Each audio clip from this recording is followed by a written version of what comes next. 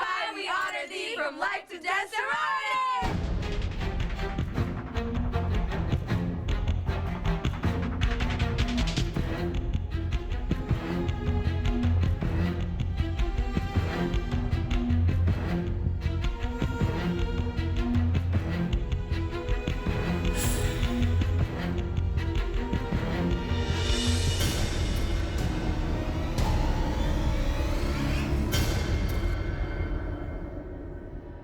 For me, a horror movie has always been sort of a roller coaster where you get to go experience something that obviously you never experienced in real life in the safety and comfort of a nice velvet theater chair.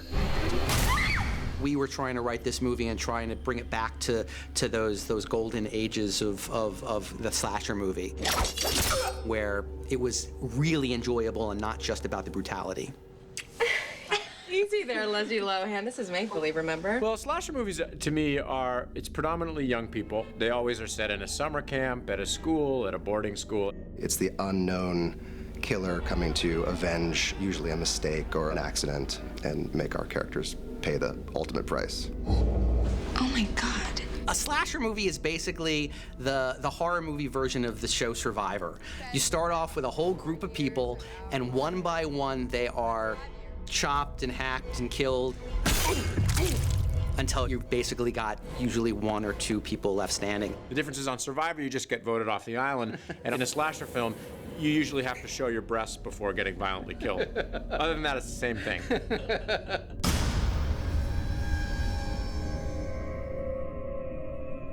Well, I think these movies are usually about a group of teens that are sort of at an important moment in their development, you know, whether it's a birthday or an anniversary or graduation, and they're usually teenagers or young adults who are right on the precipice of moving from adolescence into adulthood. To my sisters at Theta Pi, not just for 4 years, but forever. Aww. A lot of times these horror movies, especially slasher movies, they're morality tales.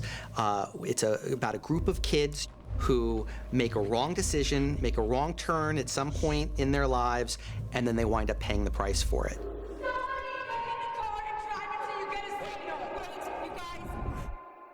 She's dead. The movie is very much the send-up of the sorority system. This has been the best 4 years of our lives. You know, it's something that everybody knows about. You know, from the time you're like an 8-year-old on, you hear about these sororities and fraternities and what college life is, and I think everybody has sort of an image of what that is and how it can go too far. I think that what Stewart brought to this movie, which I think is really cool, is we set this movie in a world where everyone breaks all of the rules. I mean, the idea of being in a sorority and kind of living that life and rushing and circling people's fat to say that they're too big and excessive drinking. Yeah, I can see this ending well. And we figured if somebody's gonna be picking off sorority girls, what better motivation could he have than to just be against what it stands for, against Greek life.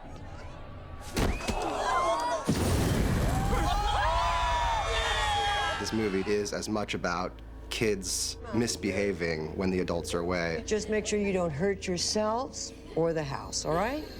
Every person that's ever been raised to adulthood has the moment in their life where they separate. And that's when you have to start making tough choices. You know there's right and there's wrong. I agree. But it's also wrong to destroy the lives of our families for mistakes that we have made. And for the purposes of every horror movie, they make bad ones.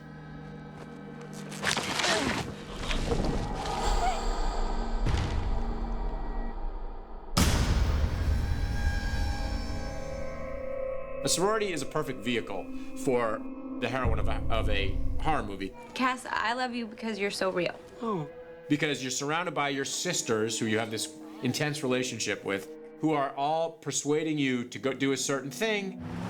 That's what a heroine usually is the one that's been dragged to this terrible decision rather than thought of it herself. What? I cannot believe my ears. What happened to the tenets of sisterhood? Trust, honor, respect. Well, you forgot too. Secrecy and solidarity.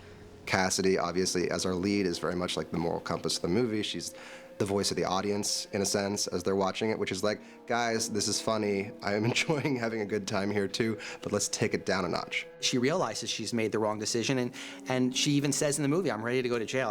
I don't care anymore. I just, I know we did the wrong thing. This is not something you just sweep under the rug or choose to forget. You have to live with this forever. The term final girl, which I think is specific, obviously, to the horror genre, is the notion of the one survivor. And almost always the last survivor in these movies is a girl. It's a girl that winds up stepping up and coming out on top. Very disappointed in you. She's definitely kind of like the strong, independent, self-assured, following the beat of her own drum kind of girl. Asshole.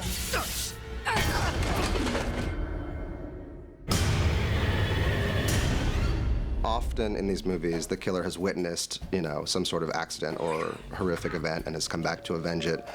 Specifically in our movie, our killer is 1 degree away from having actually been there. Look, Andy, there's some things you really don't know about me. Trust me, I know.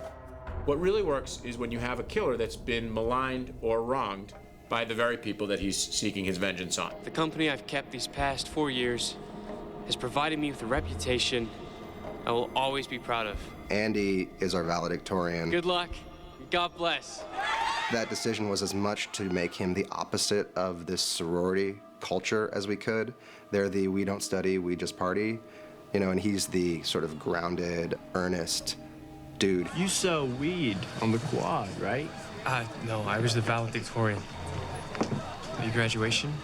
He probably in his life has been victimized by these people who treat people terribly.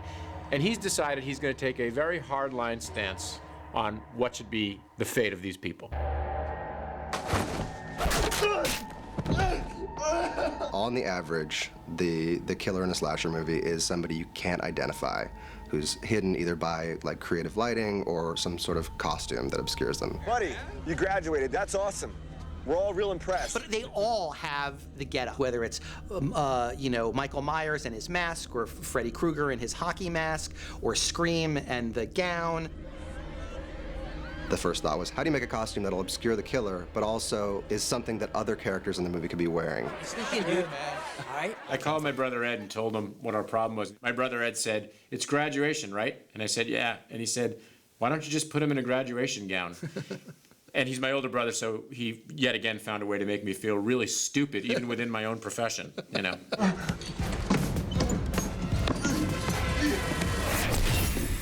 The weapon in this genre is always sort of iconic and a big part of the story.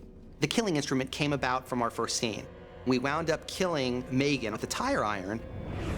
But you can't just use a tire iron, you have to trick it out. You have to have some fun with it. We gotta pimp that shit out. We gotta pimp that tire iron out. Yeah, definitely. What kind of guy would I be if I let you burn to death? In some ways, we wanted to kind of make the weapon just ride the line between being awesome and being a little ridiculous.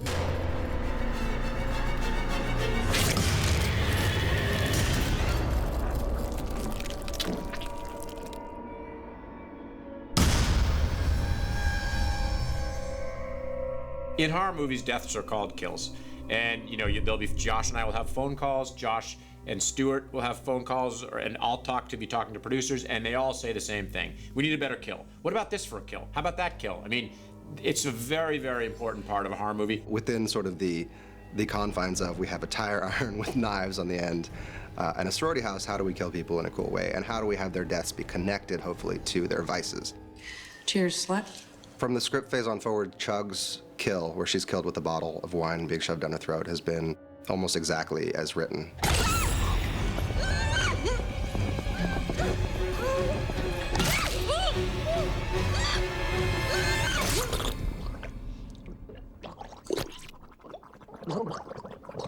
There are a couple moments where we just outright do the crazy bad decision horror moments where a character walks off into the dark with no protection whatsoever by herself. I'm gonna shut that thing off. No, wait, don't go alone.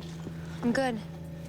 Claire, who's sort of the reckless girl that pours bubble bath in the hot tub, ends up being sucked back into the foam that she created and dying in it. So we tried to go through and make sure that everybody's, getting it in a way that relates to what they did wrong. I mean, that's something that if you're into horror, you're always thinking of what would be a great way to kill someone. Sometimes when Josh is looking at me after a particularly brutal day of writing, I think he's thinking of what he could do with his pen to kill me right now. Another cliche in these movies is the disappearing bodies. You know, it's somebody gets killed. In our movie, it's in the shower. A girl gets killed in the shower right before a party. You know there are girls everywhere, and we didn't even address it. If someone can please tell me how a girl gets a tire iron through her chin in a shower stall, and yet nobody notices it throughout an entire party, I'd like to know. The order in which people get killed seems to be very specific in these movies, and you tend to end up with the last two being your favorite and your least favorite character. Shit, the scaffolding. Well, good plan. Because they're the fun ones to watch, sort of sparring with each other and to wonder which one's going to get it first. You? No, it's okay. This is okay. Another reason why Jessica is the last one to go is because it gives us an opportunity to see her suffer. You know, I'm really starting to think he's not marriage material. See her kind of get rung through the ringer throughout the entire movie before she's finally mercifully killed. That girl really needs to learn to keep her mouth shut. The final motive speech is pretty well ingrained in the genre now. Admit it. These are horrible people. Some killers don't need to give a speech, Do you really want to be dealing with this for the rest of your life? but in this sort of whodunit among our group of friends subgenre of the slasher subgenre, I think the, give your big speech and explain what this was all about is pretty par for the course. Reputation comes from the company you keep. And the company you keep? Bitches. I don't have time for Catch Me, Rape Me. For suspense to work, for terror to work, for audiences to sort of be expected to be on guard and heightened for 2 hours, What about those implants? Does silicone float? you need to give them a place where they can relax, where they can laugh, Yeah, and then the corpses drove their cars home, idiot. where they can sort of, resettle in their seats before something gets scary again. It's Mickey. I would know those ugly-ass shoes anywhere. The notion is to sort of have like a roller coaster ride for people where they get to experience as many different emotions as possible. Is he dead? Well, he has a fucking tire iron through his head. I think the horror movies we're trying to make are the ones where you can go be scared and still be able to eat your popcorn, as opposed to the ones where you start to eat your popcorn and then you throw up in your popcorn bag. No, Megan. Oh, Wait. no, don't go out there. What? I tried to warn her. This film was a blast to make. You're a bitch. We're shooting crazy parties and murder. It's like a roller coaster for a film. It's that chance to kind of look death in the eye. Don't need this place. When you're a teenager, you have so many emotions. Sexual, psychotic, Oh, come over here. I'd be happy to kill you first. and in a slasher movie, you get to experience all of them. We're really trying to scare the crap out of people and have them have a good time in the theater.